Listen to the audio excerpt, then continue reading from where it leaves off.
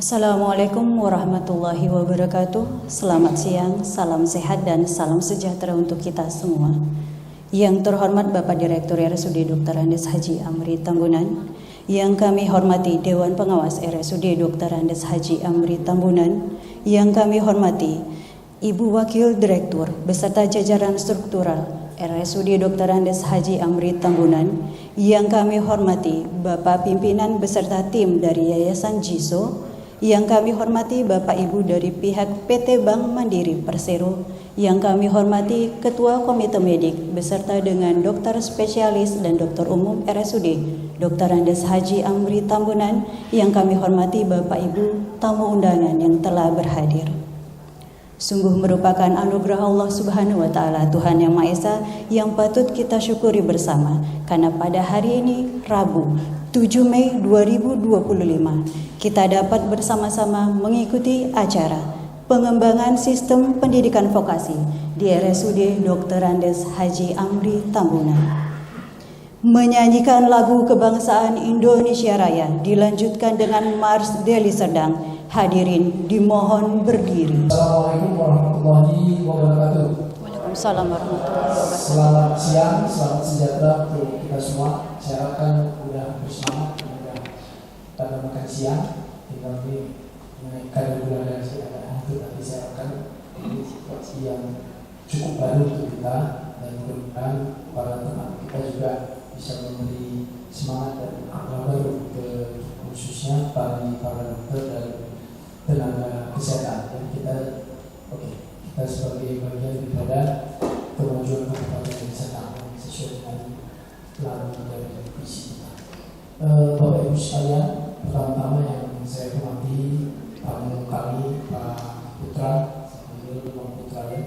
Beliau ini sebenarnya memiliki yayasan yang disebut dengan JISO, yang pada pagi hari ini juga tadi kita melakukan joint dengan SMK yang berada di beberapa kabupaten wisata untuk bagaimana tenaga-tenaga terampil kita yang dari sekolah SMK bisa mendapatkan minimal pendidikan vokasi yang baik dan bisa dikirim ke Jepang. Benar-benar kita harus dengan persiapan. Jadi JISO akan memfasilitasi dan membantu adik kita itu ke sana.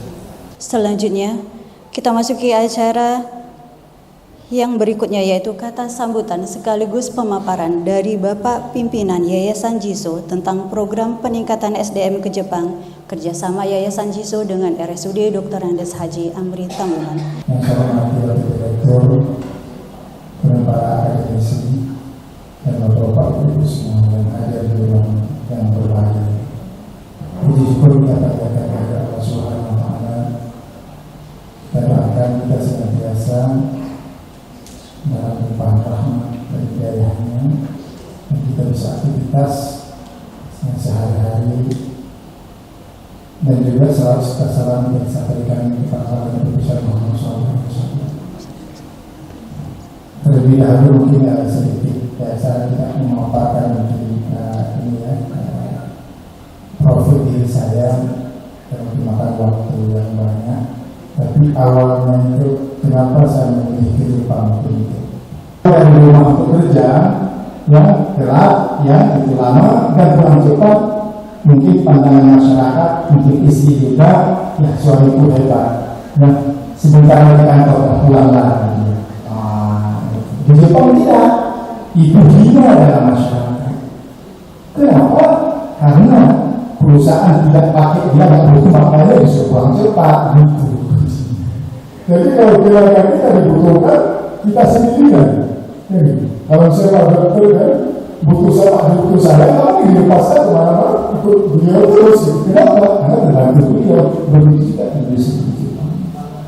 Iya, makanya orang Jepang itu ya perginya sebelum matahari terbit, pulangnya itu kan kemana-mana, tidur ya istirahat. Maka orang Jepang kadang-kadang istirahatnya ya di kereta api ya dari sana. Ya tuh. Nah, jadi kita nanti sebentar lagi akan tiba di misalnya stasiun, dia sedang perjuangan itu berhenti, tetapi langsung berjalan.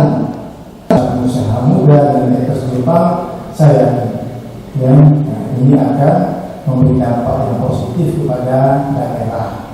Dan kalau untuk keluarga di sini pasti kita pasti besar pengaruhnya.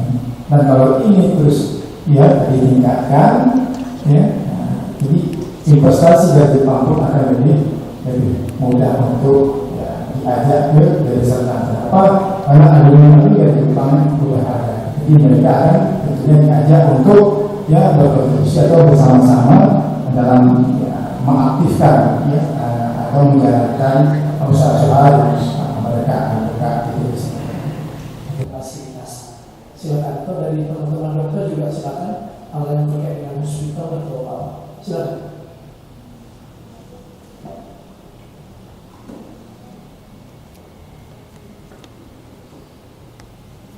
Kalau dari kita rumah sakit Ambi sendiri, saya berharap dengan pihak JISU bisa mengembangkan hari ini Bapak Ibu, kita punya akademi gizi, fisioterapi, perawat, nurse, sampai dengan ke ada SMK SMK yang dididik di rumah sakit kita. Saya harapkan kalau memang dari pihak universitas di pengembangan nanti kita sama-sama berkolaborasi. Dari kami rumah sakit Ambi Tambunan sudah meminta mengalokasikan anggaran untuk pendidikan dan pelatihan bahasa Jepang. Jadi anak-anak kita yang memang dididik di rumah sakit ini biasa berapa bulan untuk pelatihan bahasa? 4-6 bulan. Jadi saya pikir mereka berapa lama di sini? Selain dokter ada setahun yang khusus 6 bulan, 3 bulan ya.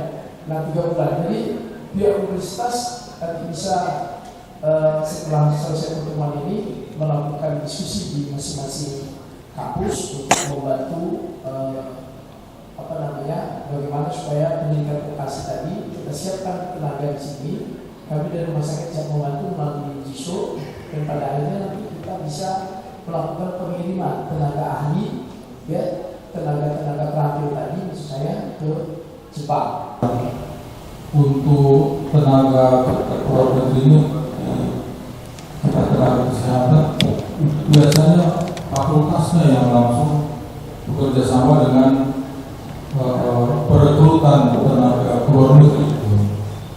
Misalnya kemarin di Israel ada juga kemarin perawat sekitar 20 orang dilatih mereka kirim ke Jepang.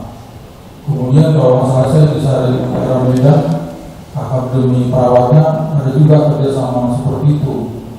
Cuman yang saya pertanyakan, kita di rumah sakit ini kan mendidik mereka dalam waktu kurun terbatas. Misalnya dari perawat yang kerjasama dengan kita program pendidikannya, mungkin di sini 2 minggu, nanti putar lagi 2 minggu, tahun depan jadi tidak menetap. Makanya agak susah juga kalau kita mau programkan tenaga yang kita didik di sini kita kirim ke sana gitu. Tetapi kalau misalnya pegawai kita training di sini, kita kirim ke sana itu memungkinkan. Misalnya tenaga honor di sini kita training di sini, kemudian kita kirim ke sana. Cuman feedbacknya apa untuk rumah sakit? Nah itu yang kita pertanyakan. Makasih pada itu.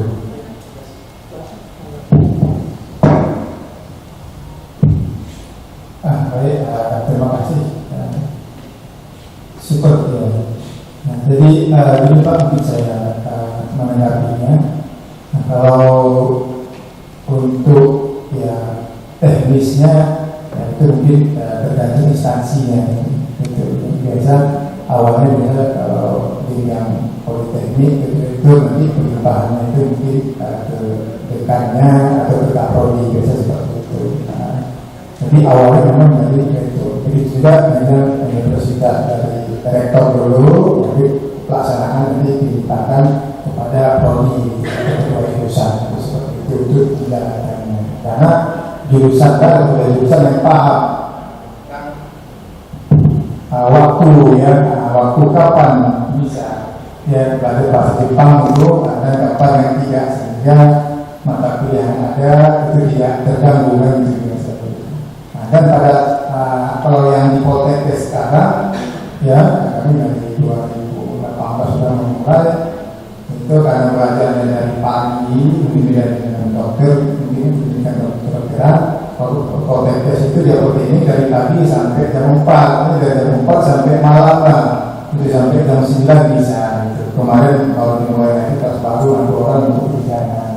Tapi kalau saya di pendidikan kedokteran S1 saya tahu, tapi kalau untuk diploma apakah D3 dan D4 itu setelah mata kuliah selesai semua di situ belajar bahasa Jepang. Jadi kalau di Poltekkes itu yang ini kan yang buat nama itu Japan Ken namanya. Jadi mereka belajar bahasa Jepang terus dan dengan tujuan nanti sebelum tamat mereka sebelum wisuda sudah ada perusahaan penerima, sehingga nanti pada saat wisuda tidak hanya diumumkan misalnya cuma kumlot, tapi juga diumumkan mereka sudah bekerja atau diterima di rumah sakit ini dengan gaji ini alamat semua itu. Kalau itu terjadi, itu sama seperti itu Pak. Kalau Jepang setahun sebelum tamat semua, ya dengan pendidikan yang vokasi tidak seperti itu. Tapi kalau non vokasi, vokasi tidak bisa. Karena kalau vokasi di Jepang 80%, paling sedikit 70%, rakyat 30% baru itu. Nah, kemudian sinergi kebutuhan. Gitu, kebutuhan daripada industri sinkron dia itu ya, apa yang dibutuhkan apa yang terjadi sama. Kenapa? Karena dosennya sendiri lebih banyak di industri gitu, tidak di kampus seperti itu. Kami persilakan teman-teman dari Bank Mandiri untuk menyampaikan beberapa produk atau hal lain yang bisa. Tapi dulu saya coba terima kasih Pak Putra. Kalau mau tetap bergabung sama kami persilakan. Kalau memang nanti ada hal yang lain yang Bapak akan kerjakan, juga kami tidak menghalang Bapak untuk melaksanakan kegiatan buat. Tapi kami sangat banyak terima kasih. Mudah-mudahan menjadi awal yang terbaik bagi kami untuk melangkah menjadi rumah sakit kelas A dan dengan standar internasional, termasuk standar Jepang. Terima kasih Pak.